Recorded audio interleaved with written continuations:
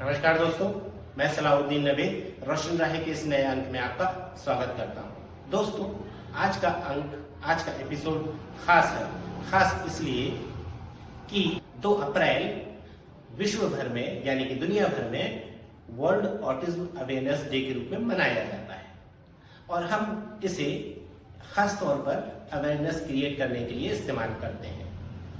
हमने पिछली बार की तरह इस बार भी आपके लिए एक खास एपिसोड तैयार किया है। ये एपिसोड हमारे सेंटर के हमारे साथ जुड़े उन बच्चों में से जिन्होंने इस साल बहुत अचीव किया, बहुत कुछ अच्छा अचीव किया। कुछ नॉर्मलसी में आ गए, कुछ नियर नॉर्मलसी पहुंच गए, कुछ अभी उस रास्ते पर हैं जहां से वो अपनी मंजिल पा सकेंगे।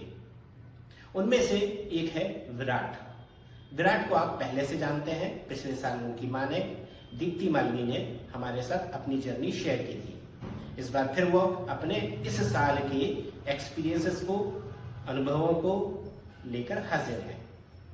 उनसे मिलने से पहले अगर आपने अभी तक हमारा चैनल सब्सक्राइब नहीं किया है तो कृपया सब्सक्राइब करें, लाइक करें, शेयर करें ताकि हम हर उस फैमिली तक पहुंच सकें जिसको हमारी जरूरत हो सकती है। तो आइए मिलते हैं दीप्ति मालवी जी से। मेरा नाम दीप्ति मालवीय है। आज वर्ल्ड ऑटिज्म अवेयरनेस डे पर मैं आपको अपना अनुभव बताना चाहूँगी। मेरे बेटे का नाम विराट मालवीय है। उसकी उम्र अभी 6.5 साल है। नमस्ते, मेरा नाम विराट मालवीय है। मैं LKG में पढ़ता हूँ। मैं स्कूल का नाम मदर्स हाथ पे स्कूल है। आज मैं आपको एक सीधी कविता सुनाऊंगा। जीती गति मेहनत खूब, कभी न थाती सब जीत हूँ। बाहर खुद से ज्यादा, कभी न बेहती अपना वादा। Thank you. 3.5 साल की उम्र में उसका डायग्नोज हुआ था। तब से हम लोग काम कर रहे हैं। अभी उसकी स्पीच आ चुकी है, लैंग्वेज डेवलप थोड़ी होने लगी है।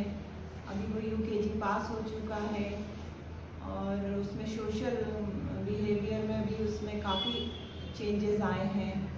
इस तरीके से हम थेरेपी कंटिन्यू कर रहे हैं, उस हिसाब से उसके साथ काम कर रहे हैं। लास्ट ईयर विराट में स्पीच तो आ चुकी थी लेकिन ज़्यादा क्लियरिटी नहीं थी।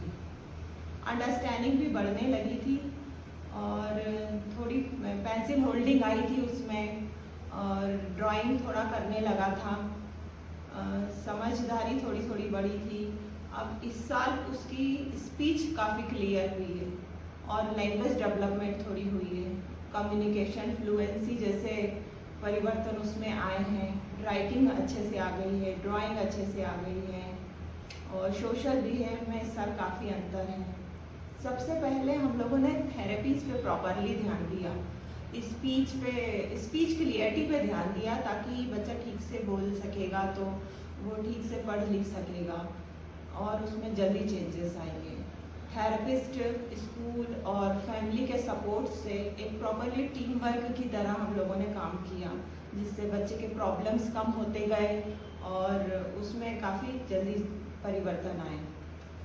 कोविड के कारण विराट डिले हो चुका था, इसीलिए सर के कहने पर महत्वपूर्ण निर्णय लिया गया कि 1 साल में उसे 2 क्लास करवाने की कोशिश करते हैं। फर्स्ट हाफ में हमने उसे LKG कराया और सेकंड हाफ में UKG कराया। उसके पहले भी ये तय हुआ कि अगर बच्चा LKG ठीक तरीके से कर लेता है तो उसे UKG कराया जाएगा और स्पेशल एजुकेशन के माध्यम से बच्चे के इंटरेस्ट और उसके लेवल को ध्यान में रखकर ये काम किया गया तो बच्चे को जल्दी सफलता मिली। अब एग्ज़ाम टाइम में UKG में मुझे थोड़ी दिक्कतें आई जिस वजह से मैं उसे एग्ज़ाम में दीवार पे कुछ चार्ट लगा के पढ़ाती, कभी कॉपी में लिख कर बताती। अब बच्चे जल्दी बोर हो जाते हैं तो कभी इस कॉपी में लिख रहे हैं, कभी उस बोर्ड पे लिख रहे हैं, इस तरीके से बताती। कभी वो मुझे पढ़ के बताता, कभी One day, a hungry fox searching for food He saw a bunch of grapes. He took many times 4 grapes, but could not get them. He got up and said, "The grapes also and walked away." इस तरीके से उसे सिखाया गया तो उसने बहुत जल्दी प्रोग्रेस करी और इंटरेस्ट भी आया। जितना वो पढ़ना चाहता था उस हिसाब से ही पढ़ाया, उसे बहुत ज़्यादा प्रेशर दे के नहीं पढ़ाया मैंने, तो उसने जल्दी कवर किया। हमेशा मैंने नोटिस किया कि बच्चे के लेवल के हिसाब से पढ़ाइए उसे, उसकी क्लास के हिसाब से नहीं पढ़ाइए, क्योंकि पुरानी चीज़ें पहले जब क्लियर नहीं होंगी तो हम आगे कैसे करेंगे।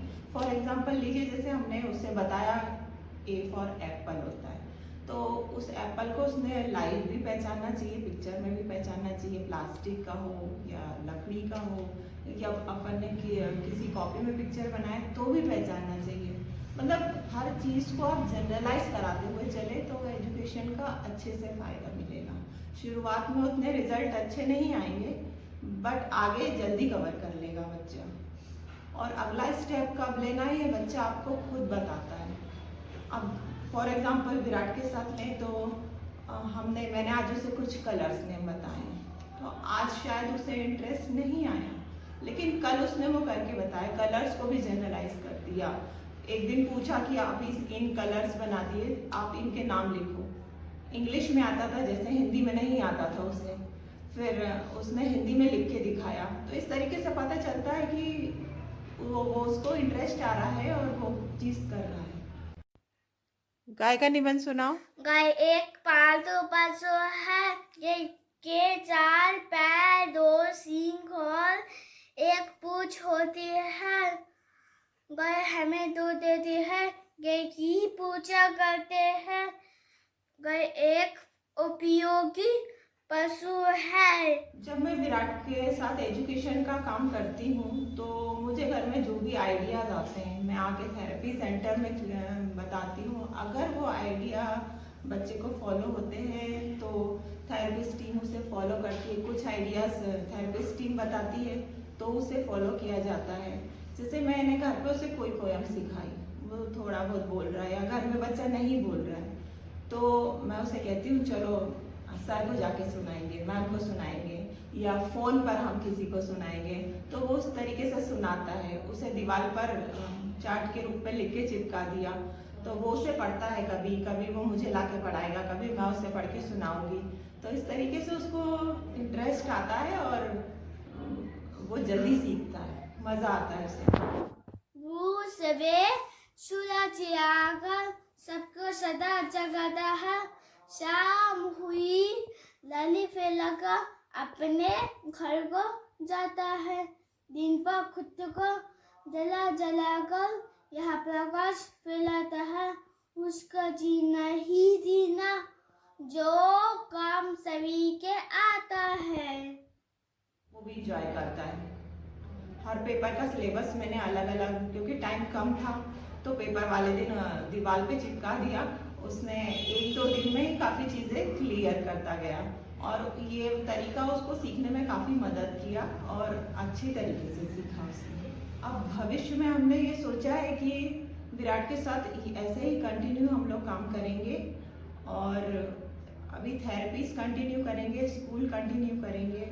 उसका सोशल बिहेवियर उतना ठीक नहीं है, वो प्रॉपरली स्कूल ज़्यादा नहीं जा सका है, तो उसके सोशल बिहेव पे इस साल ज़्यादा काम करेंगे और लैंग्वेज डेवलपमेंट पे ज़्यादा काम करेंगे। और फिर अगले साल जो परिवर्तन आएंगे वो मैं आपको अगले साल बताऊंगी। नमस्कार दोस्तों, हमने एक कविता सुनी है, कोशिश करने वालों की हार नहीं होती। ये कविता सबने सुनी है, सब जानते हैं, लेकिन इस पर अमल बहुत कम लोग करते हैं। और हमारा विराट उसी परिवार, उसी फैमिली से आता है जो इस पर यकीन करती है और इस पर अमल करती है। उन्होंने ये साबित किया है कि हम अगर सही रास्ते पर सही तरीके से चलेंगे तो एक दिन मंजिल को जरूर पाएंगे। और इसी उम्मीद में कि हम आगे बढ़ते रहेंगे, सीखते रहेंगे, सिखाते रहेंगे, बांटते रहेंगे। विराट ने हमको सिखाया है कि आगे कैसे बढ़ा जाता है। एक विराट हमें बहुत सारी चीजें सिखाता है।